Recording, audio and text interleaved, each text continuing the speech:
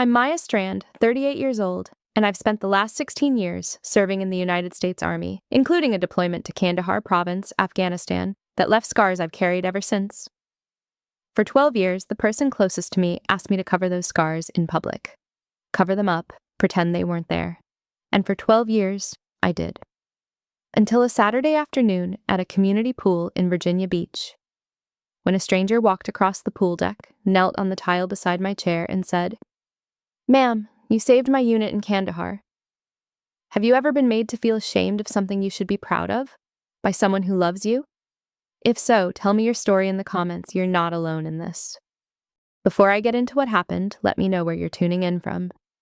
And if you've ever had to stand up for yourself after being made to feel small, hit that like button and subscribe for more true stories about boundaries, dignity, and knowing your own worth. What this SEAL said next changed everything. My father was not a complicated man. He was a veteran, Army, Vietnam era, the kind of man who kept his medals in a shoebox and never put them on a shelf because, as he told me once when I was 8 years old, they were not the point. The point was the work. The point was the people you worked beside. He said that twice, and then he changed the subject to whether I wanted more potatoes. And that was the last real conversation I remember having with him about what he'd done and why it mattered. 3 weeks later, he was gone. Heart attack in the backyard on a Tuesday. The lawnmower was still running when my mother found him. He was 41 years old. I was 9. My brother Derek was 12. My mother Carolyn was 33 and suddenly alone in a 4-bedroom house in Richmond, Virginia, with 2 children and a 30-year mortgage and a husband she had been planning to grow old beside. She did what she had to do, and she did it without asking anyone for permission or sympathy. She went back to work. She'd been a receptionist at a dental office before I was born, and they took her back without hesitation, which told me something later about the kind of person she was when grief wasn't the dominant fact of her life. She managed the house. She drove Derek to baseball practice and me to swimming lessons. She was at every school event, every recital, every awards ceremony, always in the 3rd row, with a camera she held slightly too high and never quite got the framing right. I have a box of childhood photographs where I am partially out of frame in nearly every single one. I have never once doubted that she loved us. I want to be clear about this from the beginning because the story I'm about to tell might make it easy to conclude otherwise, and that conclusion would not be fair to her. She loved us completely without reservation.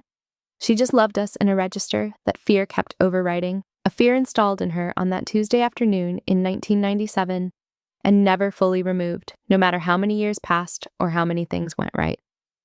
My father's name was James Strand. He served 2 tours in Vietnam and came home in one piece, which was not guaranteed and which he seemed to understand, in the quiet way of people who have seen the alternative up close.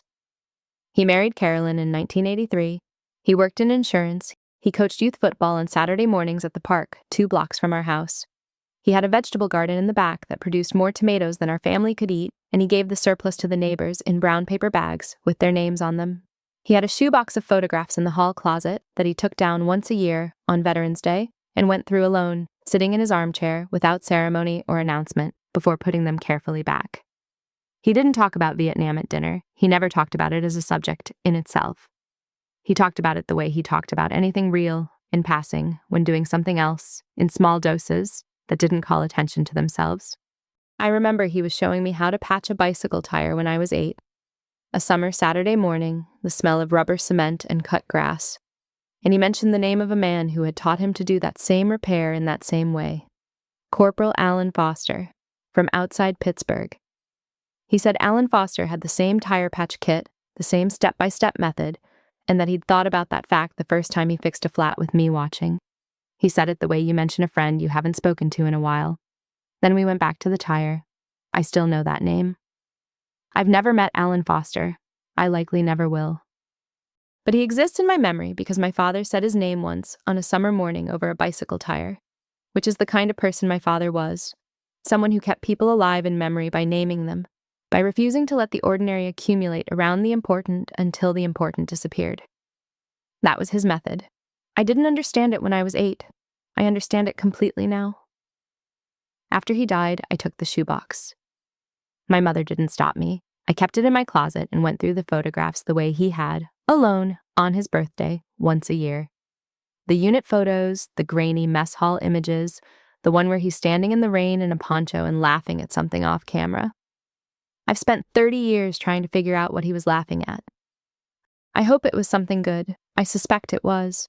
He seemed, in those photographs, like a man who found things to laugh at, even in conditions that weren't designed for it. There was no single day I decided to serve. The decision built the way a tide builds, slowly, completely, until one day you look up and the water is different and there's no going back. 9 years of photographs on a closet shelf. 9 years of the particular way my father had talked about the people beside him, naming them, keeping them. By the time I was a teenager, I was running 6 miles before school and reading military history in the evenings and understanding, in the imprecise but certain way of a 15-year-old, that I was headed somewhere specific. I just didn't have the address yet. I understood her reasoning. I also understood that it was the wrong reasoning for me and that both things could be true simultaneously, which is a more sophisticated thing for a 17-year-old to understand than it sounds. When I was 18, I enrolled at Virginia Tech under an Army ROTC scholarship. I told my mother over dinner on a Thursday. She'd made chicken and rice. She always made chicken and rice on Thursdays, which is one of those specific domestic details I'll carry my whole life. She was refilling her water glass when I said it. She set the pitcher down carefully, the way you set down something that might break if you're not deliberate. She asked if I'd considered teaching. She noted I was good with children. She'd seen me with the neighbor kids all summer. She asked whether nursing wasn't something I'd mentioned once, maybe years ago. Derek, who was 21 and already working at the firm, and who had, since our father died, quietly assumed the role of family stabilizer without being asked, caught my eye across the table and gave me the smallest possible nod. He was on my side. He just couldn't say it loudly enough to matter in the moment. "I just don't want you to end up somewhere dangerous," Carolyn said. "Is that too much to ask?" It wasn't a question. It was a wish she'd been making since 1997, dressed in the grammar of a question, which I've since recognized as a technique and which I have sometimes, in my less charitable moments, caught myself using. I told her I had thought about this carefully and that this was the right decision for me. She didn't argue. She never argued directly. Her method was questions and patience. And then a particular silence that meant the conversation was over, but the worry had just started its long, uninterrupted run. 4 years at Virginia Tech. ROTC training alongside coursework. Early mornings in all weather, drill weekends in the cold. Leadership exercises in the woods of Southwest Virginia. Weapons qualifications at ranges that smelled like burned powder and fall leaves. Land navigation at night with maps that were occasionally wrong on purpose. I was competitive in everything, and I didn't disguise it, which made me enemies in some quarters and allies in others, which is usually how it goes when you're 20 and certain. My GPA was strong. My physical fitness scores were consistently at the top of my cohort. My battalion commander called me into his office during my junior year and said, over coffee, that I should think about Ranger School after commissioning. I said I already was. He nodded like I'd said something predictable and told me to leave him to his coffee. I graduated in May of 2010 and was commissioned as a second lieutenant, United States Army Infantry Branch. At the commissioning ceremony, my mother pinned my gold bars with steady hands. Hers were shaking slightly. I could feel the small tremors, even though her face showed nothing. In the photograph taken afterward, I am smiling completely, all the way up into my eyes. She is smiling with most of her face. The difference is small, and I've spent years wondering whether anyone who didn't know the context would notice it. At the reception, she told me she was proud. I heard the truth in it. It was real, underneath everything else. 3 minutes later, while we waited at the punch bowl, she mentioned that one of the other mothers had told her about her son's upcoming assignment. A signal battalion in Atlanta, stateside position, no deployment anticipated. She offered this information conversationally. She didn't say, "I wish you'd done that." She didn't need to. I told her I'd heard of signal battalions. We got our punch. The subject changed. First lieutenant came in the fall of 2011. I was at Fort Bragg by then, in the early stages of a career I hadn't fully described to my family. Partly because there wasn't much to describe yet. Partly because describing it accurately would require conversations I didn't have the bandwidth to manage. Conversations that would consume energy I needed for the work. The Army has programs that don't appear in any recruitment brochure, programs that select for a specific combination of physical capacity, psychological steadiness, language aptitude, and what evaluators call operational instinct, which is simply the ability to think clearly and act correctly when circumstances are actively engineered to prevent both. I'd been reading about one such program and positioning myself for it quietly for 2 years. In spring of 2013, I was selected for the Cultural Support Team program. It was a joint initiative, Army and Special Operations Command, built around a fundamental recognition. Certain populations in certain operational environments would not speak to male soldiers, would not open doors for male soldiers, would not provide intelligence to male soldiers no matter how skilled or careful or respectful those soldiers might be. Local women who would speak to female soldiers, children who would answer a woman's questions in ways they'd answer no one else. The intelligence that came out of those conversations was not supplementary to the mission. It was often the mission. CST was how you got it. The selection pipeline was 6 weeks. 41 women started. The attrition was deliberately severe because the work was deliberately demanding, and the program had no use for people who performed well under comfortable conditions and poorly under pressure. We ran with weight on our backs in all weather. We swam in cold water in conditions designed to make swimming unpleasant. We sat in small, dark rooms and were asked questions while instructors created noise and pressure and applied every technique they knew for disrupting composure. And they watched very carefully to see who maintained it. I maintained it, not because I have no fear. I have it in exactly the same quantities as anyone who is paying adequate attention to reality. I've simply learned, over enough years and enough difficult situations, to treat fear as information rather than as instruction. It tells you something is serious.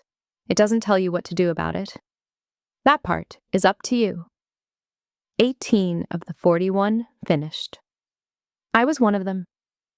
I got on the phone and called my mother to tell her I'd been selected for a specialized assignment. She said that was wonderful. She asked if it was classified. I said partially. She asked if I was eating enough protein. I said yes. She said she'd sent a care package to my last known address and hoped it caught up with me before I moved again. I said I was sure it would.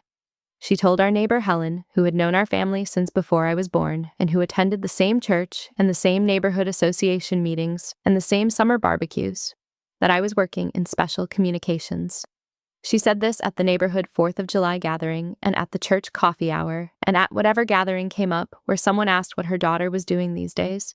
Helen said how impressive. My mother said yes, Maya is very dedicated.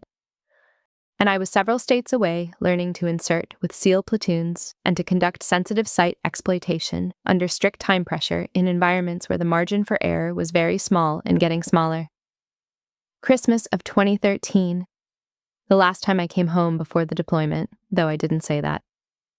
Derek and Patrice had married in September of the previous year, a vineyard ceremony outside Charlottesville, September heat, outdoor, where I stood in a bridesmaid dress with sleeves long enough to cover my upper arms from a year of Southern training sun. Owen was not yet born. Carolyn's house smelled like cinnamon and the particular brand of dish soap she'd used my entire childhood, which remains when I encounter it anywhere else in the world, the exact smell of that kitchen and that life. I told them about the orders at dinner. Kandahar Province, Afghanistan, spring departure.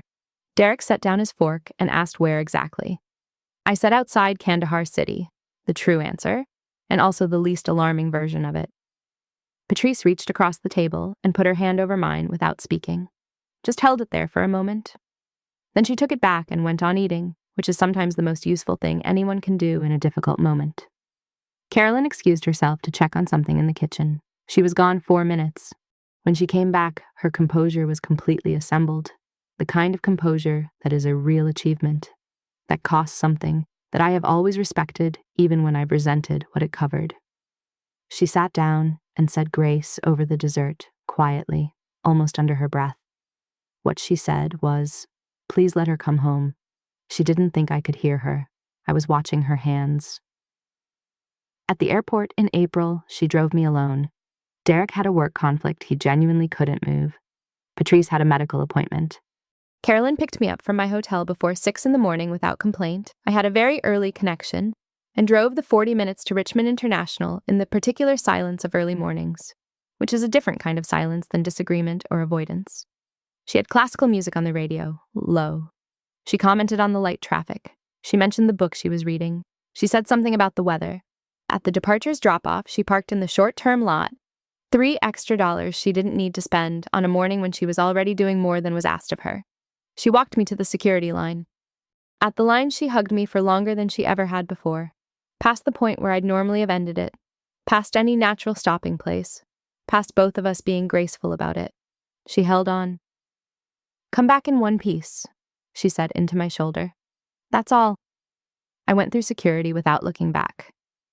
I found out years later, Derek told me, who Carolyn had told him one quiet evening at his kitchen table, that she sat in the short-term parking lot for 45 minutes before she drove home, that she didn't start the car for the first 20, that she sat in the dark with her hands in her lap and said nothing to nobody.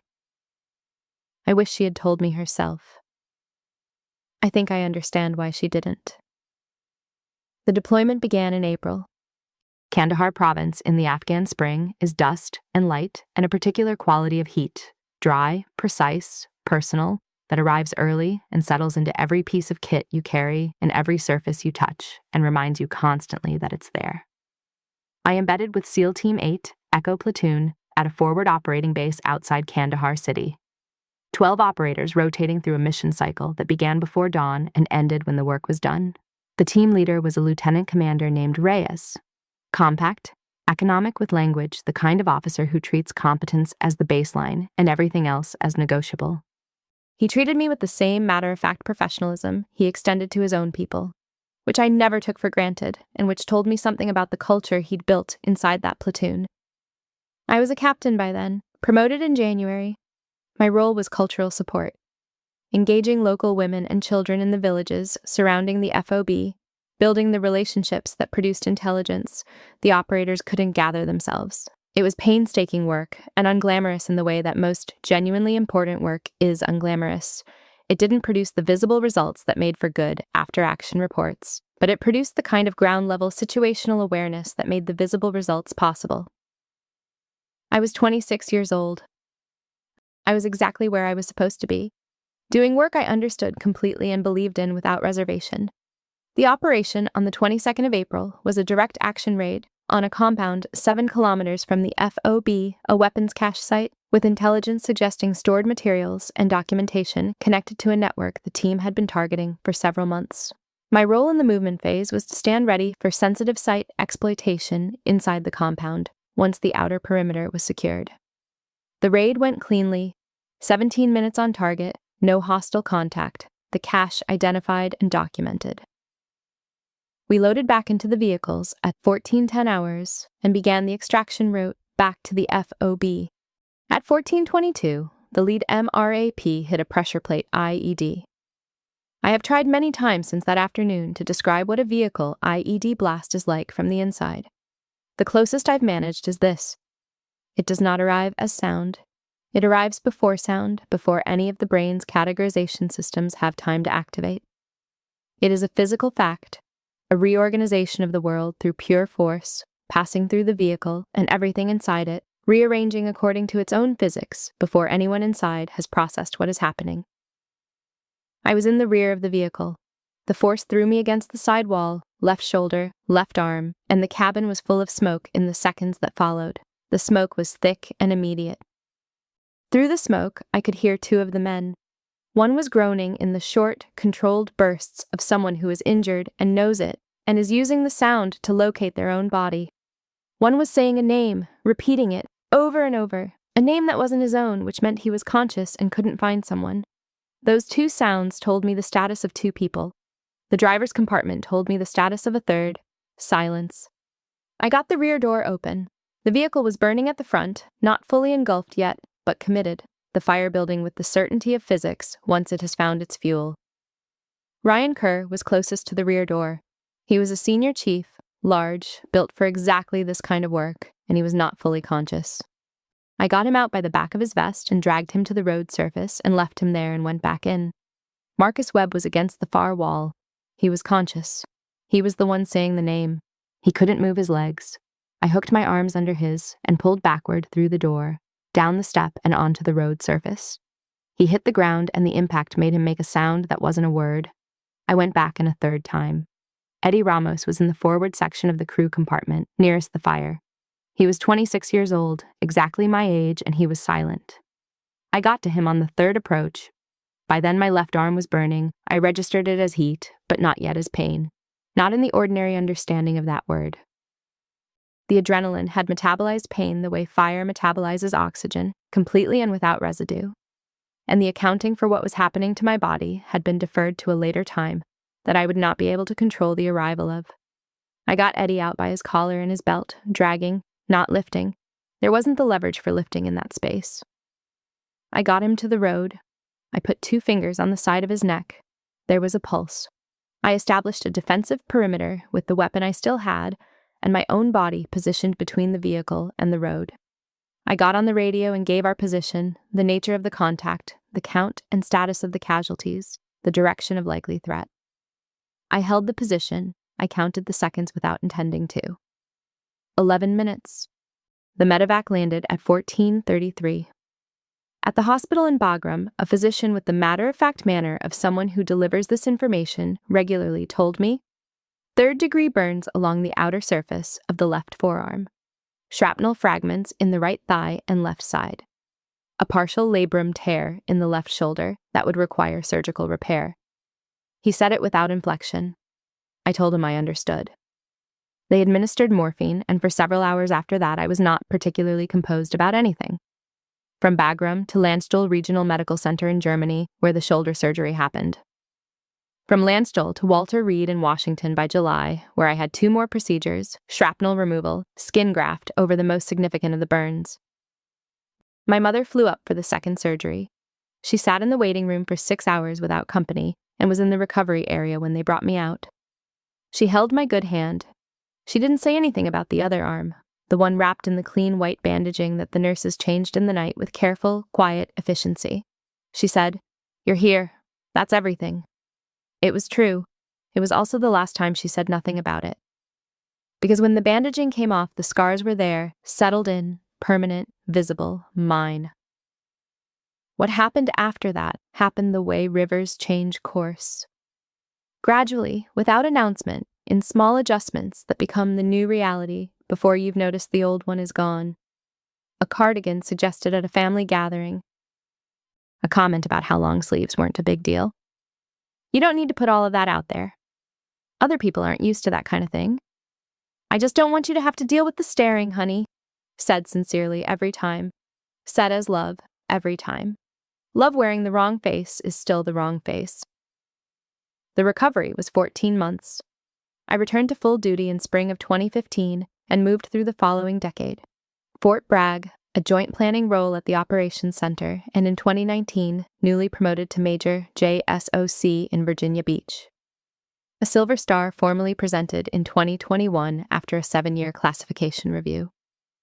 A lieutenant colonel's rank pinned in 2023 at a ceremony my mother attended, and which she talked about afterward in terms of how the base looked and what the weather was like and how nice the officers were.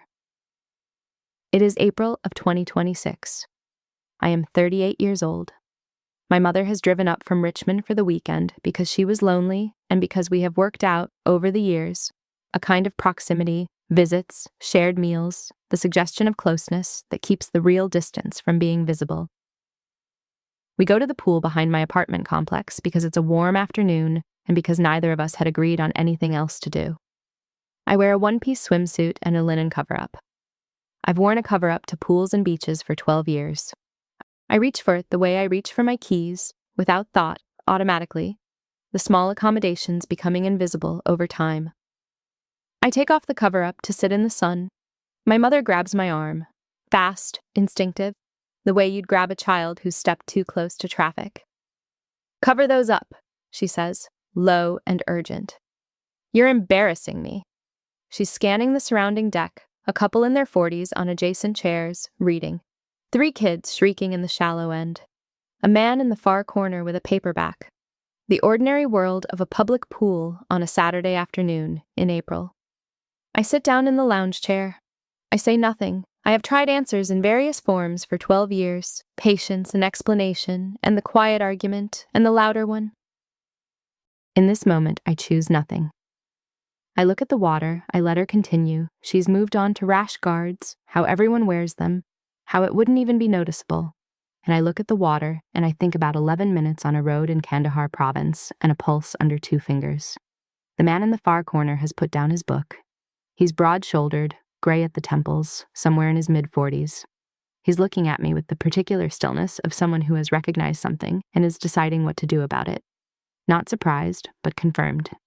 He stands, tall, carrying himself with the posture of someone whose work has left its marks and who has made a settled peace with what those marks represent. He crosses the full length of the pool deck. He doesn't hurry. He stops in front of my lounge chair. He looks at my face. He looks at my arms. He drops to one knee on the tile. "Ma'am," he says, steady and quiet. "You saved my unit in Kandahar." I knew his face before he reached me. I would have known it anywhere. The jaw, the brow line, the scar along the left side of his jaw, from a fragment of the same vehicle I pulled him out of 12 years ago.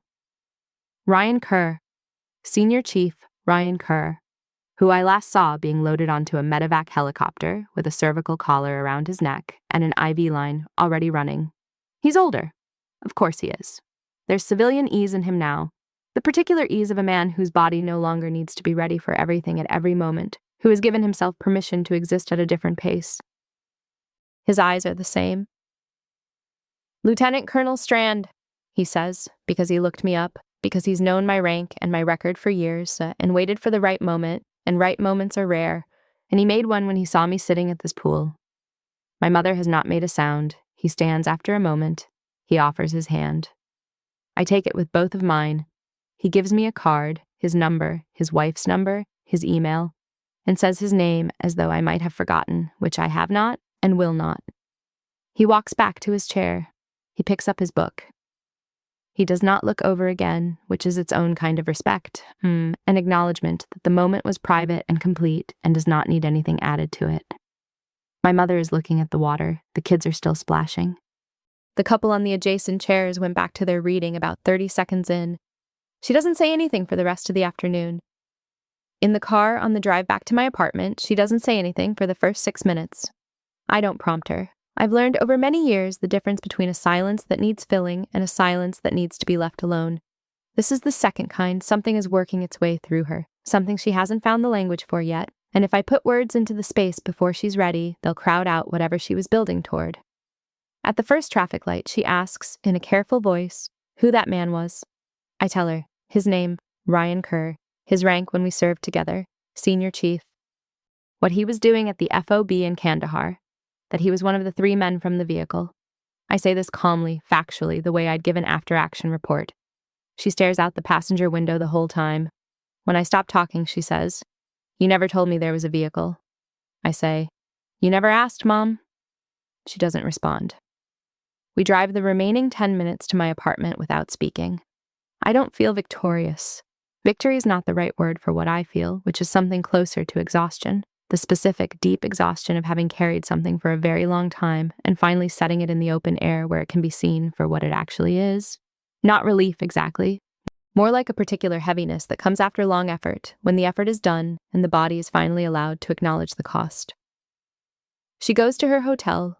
She's staying one more night before driving back to Richmond in the morning. We don't make any further plans for the evening. I think we both need the space. 2 days after the pool, I send Ryan a text message, his number from the card. He calls back inside an hour. He tells me about the last 6 years of his life since retiring from the Navy. He and Janet, his wife, who he'd married in 2017, late by his own telling, live in Virginia Beach, about 4 miles from my apartment complex, which he found out only after he recognized me at the pool and confirms via the card I gave him. He tells me about the CrossFit gym they almost opened and decided against, about the private security company he works with now. Domestic, low-key, nothing that keeps him up at night. He has the kind of voice that sounds like someone who has found a working arrangement with their own history, which is rarer than people think. He tells me about Marcus Webb, runs a CrossFit gym in San Diego, 3 years sober, doing well by every metric Ryan has. He tells me about Eddie Ramos, made Master Chief last November, still active duty, stationed at Coronado. At the Master Chief ceremony, Eddie had mentioned me in his remarks. He'd called me the Army captain who didn't leave anyone behind. which is the kind of language that doesn't belong in official after-action reports, but belongs exactly in the remarks of a man who was 26 years old and silent on a road in Kandahar while someone dragged him out of a burning vehicle. I ask Ryan how his knees are. He laughs. Both replaced, right knee in 2021, left knee in 2023. He runs 3 miles, 3 times a week. His orthopedist, he says, cried at the 6-month follow-up appointment when Ryan completed the treadmill test. I believe this completely. Orthopedists in naval medicine see what they see, and a retired SEAL running at 6 months post-bilateral replacement would absolutely produce tears. That woman at the pool, he says after a pause. Your mother? I say yes. He's quiet for a moment. I'm sorry she said what she said. Those scars are the reason I can walk. They're the reason I have Janet. They're the reason I'll watch my kids grow up, if we're lucky enough to have kids. He and Janet have been trying, he says, for 2 years. There's still hope. I've thought about you a lot over the years. I never had a way to say thank you. I'm glad I found one. I tell him I'm glad too. I thank him, in return, for crossing the pool deck, for making the moment rather than waiting for one. After we hang up, I call Carolyn.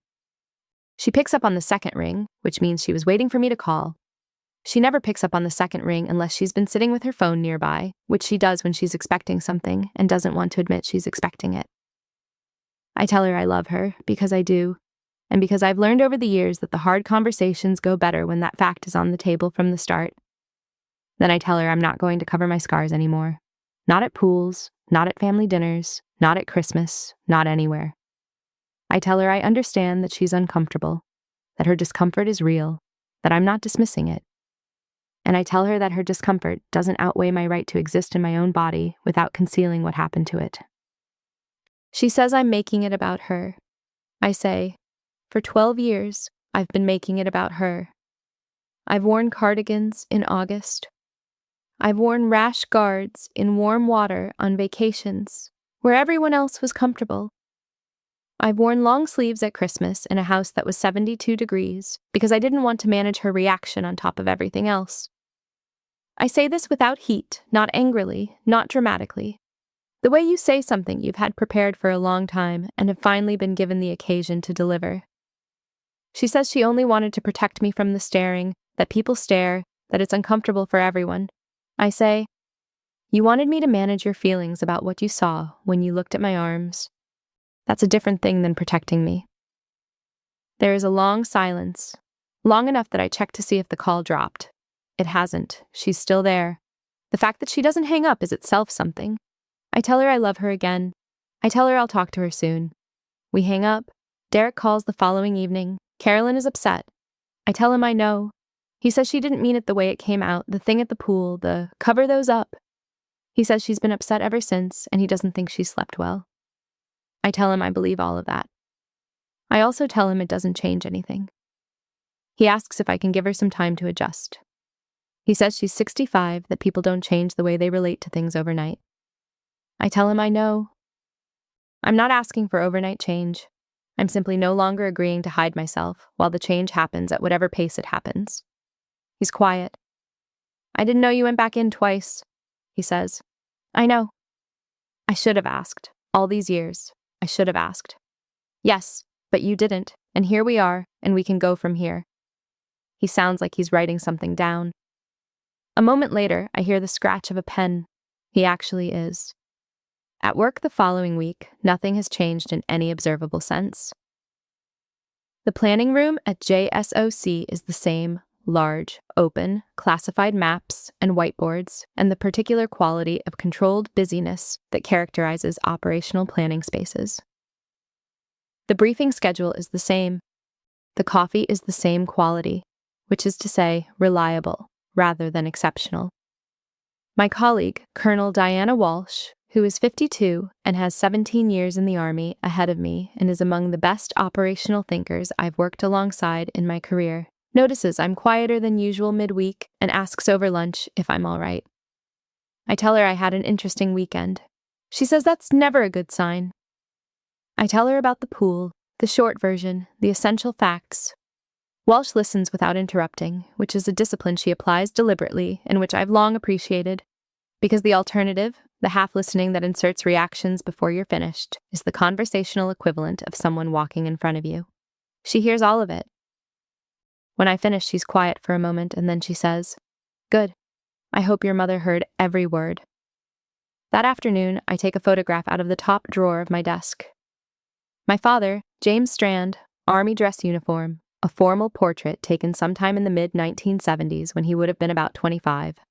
He looks serious and young and entirely unaware of the future, which is, of course, how everyone looks in photographs taken before the significant things have happened, though we don't usually notice this unless we know what came after. I've kept this photograph in the top drawer of my desk for 3 years. I set it on the corner of the desk facing me, next to my monitor. 6 weeks after the pool, I have dinner with Ryan and Janet. They live in a neighborhood 4 miles from my complex, a small house with a good yard, Janet's garden already doing well in the early spring light. Janet is warm in the way of certain people who don't perform warmth, but simply have it. She shakes my hand and thanks me directly and then says she's going to cry about it in the car on the way home, but is going to hold it together through the meal. She does, and the holding together is graceful and unobtrusive, and I appreciate it. Ryan tells the story from his side for the first time. The blast, the disorientation, the smoke, the first breath of outside air when he was through the door, which he says he has thought about. That breath, every single day since April 22nd of 2014. Looking up and seeing a woman's face. Not fully knowing where he was or what had just happened, but knowing that the woman above him was the reason he was outside instead of inside. He filed FOIA requests on redacted after-action documents starting in 2017. He found my name in 2020 through a contact who owed him a favor. He looked me up. He followed my promotions through the public record. He had my name in his phone as Army Captain from Kandahar for 2 years before he updated it to LTC Maya Strand, JSOC. He wanted to say it to my face. He'd been waiting 12 years for the right moment. He made one when he saw me at the pool. I thought about not crossing the deck, he admits. I thought, maybe she wants to be left alone. Maybe it's too much. He looks at me. But then I thought, if I don't say it to her today, I might not get another chance. And I've already not said it for 12 years. That's enough. I tell him I'm glad he did. I mean it without reservation. I take the photograph from my desk and put it where I can see it from the couch.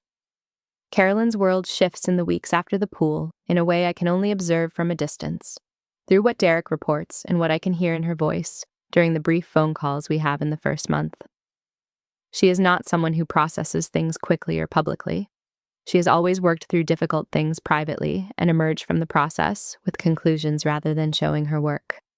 I know this about her. I've known it my whole life, so I don't expect her to call me and announce a transformation. What I watch for, instead, are the smaller indicators, the ones that tell me whether something is actually moving or whether we've simply entered a new equilibrium of avoidance. The first indicator comes through Helen. Helen Beaumont has been Carolyn's closest friend since the late 1980s. They met in a church small group the year after my father died, when Carolyn was 33 and grieving, and Helen was in her late 30s and steady, and they've been in each other's lives ever since. I've always trusted Helen's directness, which is the particular directness of someone who cares enough about a person to tell them the truth without cruelty. According to Derek, Carolyn goes to Helen for coffee about 10 days after the pool. She tells Helen that she and Maya are going through a difficult stretch. Helen asks what kind. Carolyn describes the pool incident, her version of it, which Derek didn't hear directly but reconstructed from what Carolyn said afterward. At some point in the conversation, Helen asked, "And what are those scars from?" Carolyn said, "An explosion in Afghanistan." Helen said, "Carolyn, that's something to be proud of." Carolyn said she didn't know what she felt when she looked at them. Helen said, "That might be the thing worth figuring out." This is the kind of conversation that produces the quietness Derek noticed in his mother afterward. Not an argument, not a revelation, just a question she hadn't been asked before, from a person she trusted enough to actually hear it from. I ask what she looked up. She says she read about the cultural support teams. She says she read about the Silver Star. I'd received the Silver Star in 2021, and she'd attended the ceremony, and afterward she'd talked about the base and the weather and the nice officers, and I'd understood that she couldn't find the register for what had just happened, and I'd let her have the easier conversation. She says, "I should have asked you about it then. I didn't know how." I say I know. She says, "I'm going to try to do better. That's all I can say right now. I don't know exactly what that looks like yet. But I'm going to try." I tell her that's enough. I mean it. I buzz her in.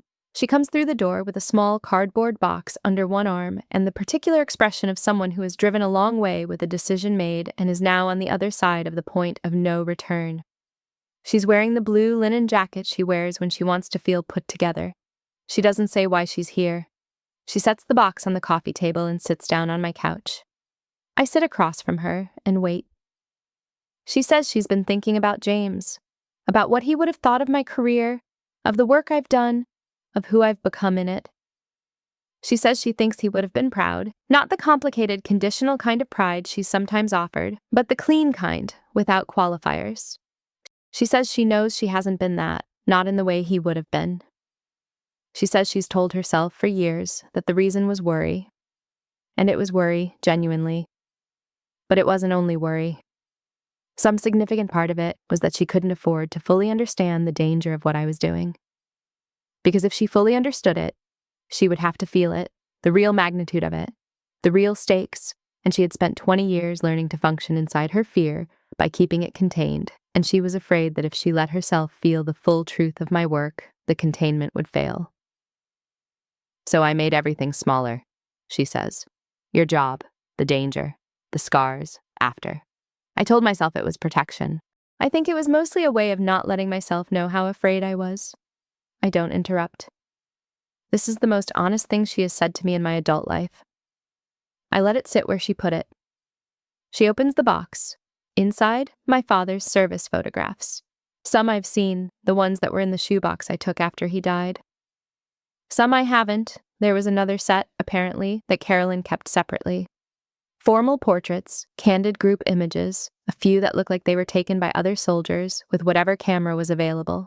My father at various ages in his 20s, serious and young and already carrying something in his eyes that I recognize now, having carried my own version of it. She says she's kept these in a box in the closet since 1997, and she thinks I should have them. Underneath the photographs, a packet of letters, tied with the kind of cotton string you'd use for packages, in a bundle that's been kept and not read for a very long time. She tells me these are the letters my father sent home from Vietnam, both tours.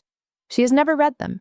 She kept them because she couldn't bring herself to throw them away, and couldn't bring herself to read them either. She says she thinks I should have them, that I would be able to do something with them that she hasn't been able to. I ask her why now. She says, "Because a man knelt on the ground in front of you and I didn't understand what it meant. So I started looking things up. I read about the cultural support teams. I read about what your particular unit was doing in Kandahar Province. I read about the Silver Star." She pauses. "I read about what you have to do to earn one." She looked it up. After 30 years of asking questions about logistics and whether I was eating enough, she looked up what I had actually done. After 30 years of carefully not knowing, she went and found out. We sit with the photographs for a while. She tells me things about some of them that I didn't know.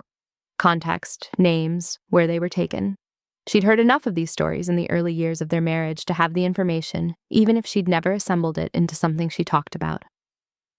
She tells me the name of one of the men in a unit photo, a sergeant from Georgia who was my father's closest friend for most of both tours, who came to the wedding and who my parents lost touch with after we moved from our first apartment.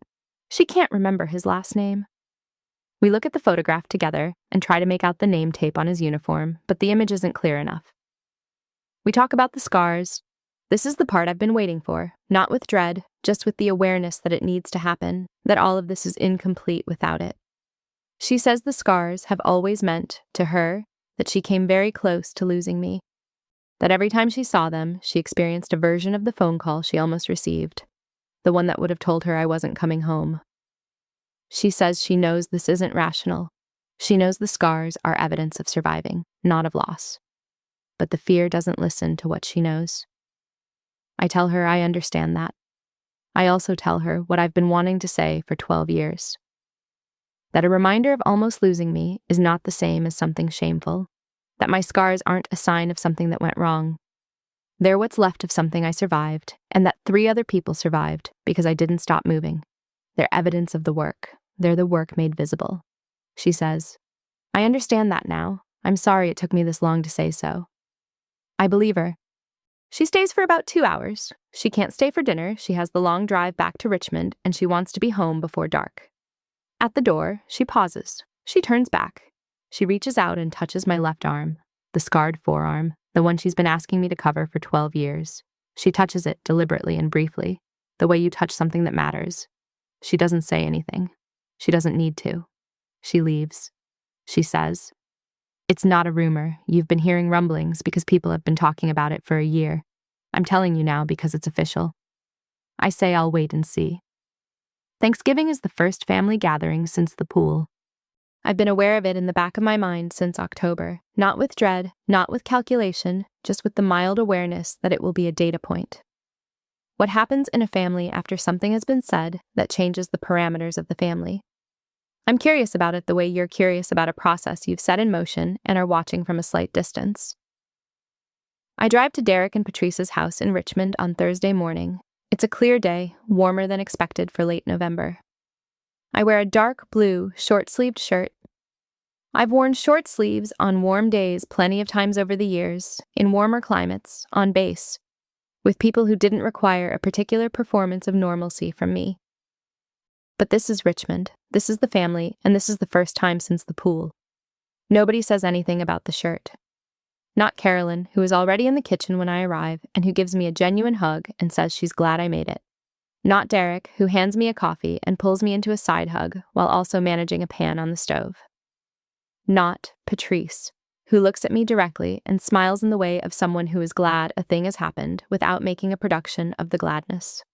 Nobody says anything because there's nothing that needs to be said, which is, I think, exactly what nothing needing to be said looks like when it's the healthy version. Owen is 8 years old and curious about everything with the particular intensity of 8-year-olds, for whom the world is still generating new information faster than their frameworks can absorb it. He sits next to me at the table, during a lull in the meal with the directness of a child who hasn't yet been trained out of asking the obvious question. He touches the scars on my forearm with one careful finger. What are those from? He says. An accident, I tell him. In Afghanistan, a long time ago. The scars are what's left. He examines them with genuine scientific interest. He says they look cool. He says they look like a superhero's. I tell him that's one way to see it. He asks if I saved anyone. I say yeah, a few people. He considers this with the seriousness it deserves. He says, that's the best thing ever.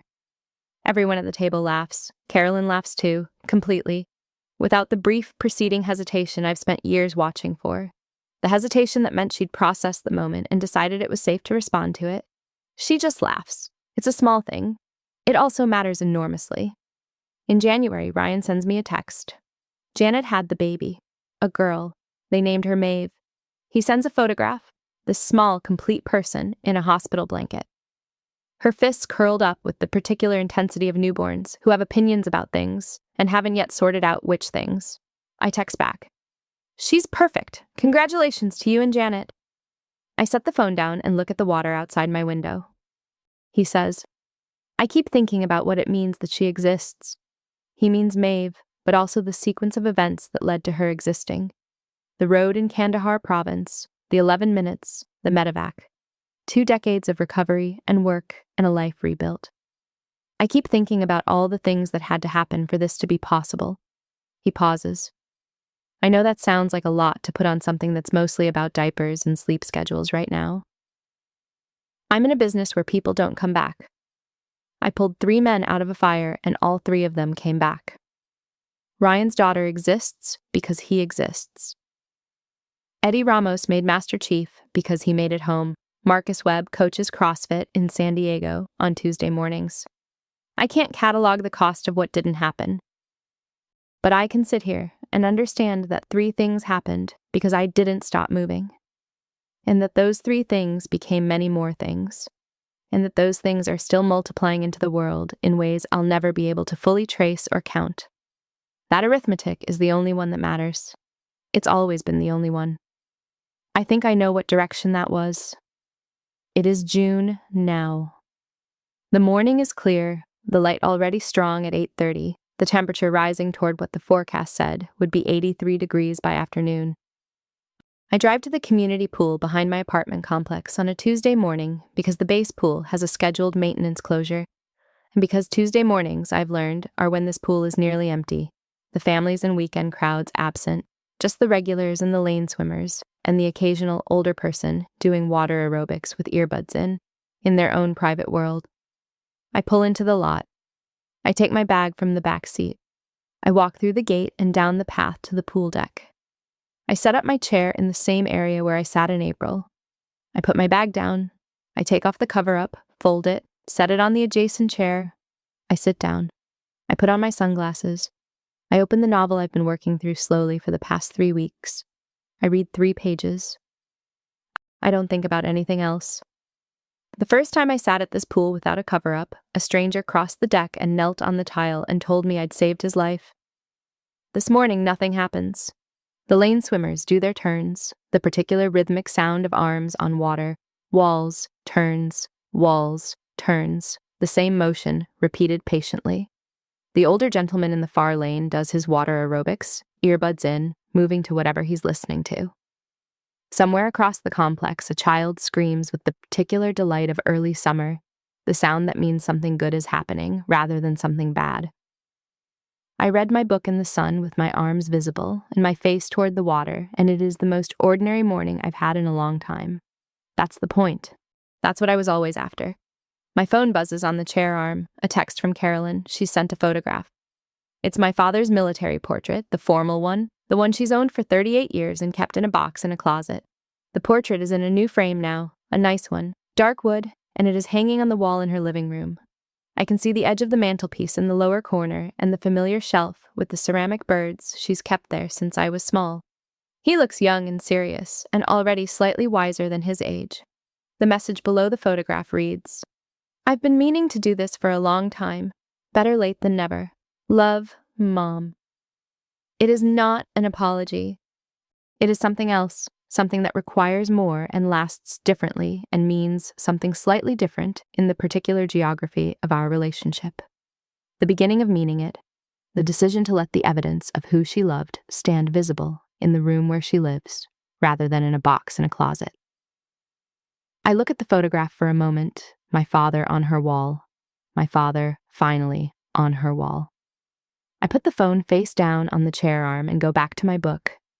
I sit with my arms in the sun and my face toward the water and my book open, and I think, in a loose, unstructured way, about all of it.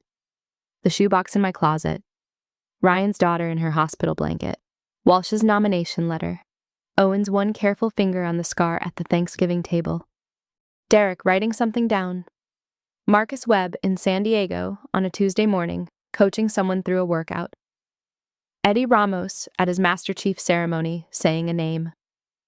My father named Corporal Alan Foster from outside Pittsburgh over a bicycle tire on a summer morning. I named Ryan Kerr and Marcus Webb and Eddie Ramos in my head on 11 minutes of a road in Kandahar Province, saying them in the order I had to get to them, keeping account. You keep people by naming them. You keep things by acknowledging they happened. I have been named in return by the people I pulled out of the fire. Eddie Ramos named me at his ceremony. Ryan Kerr named me on a pool tile on an April afternoon in Virginia Beach.